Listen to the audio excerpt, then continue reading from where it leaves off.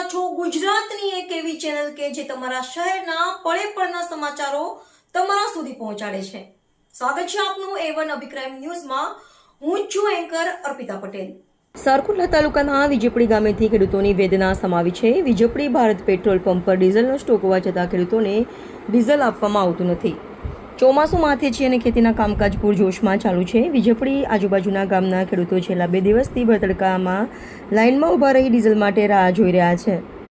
ખેડૂતોનું કહેવું છે કે ટ્રેક્ટર અને ખેતીના સાધનો ચલાવવા ડીઝલ અત્યંત જરૂરી છે. ડીઝલ ન મળવાથી વાવણીના કામ પર સીધી અસર પડી રહી છે.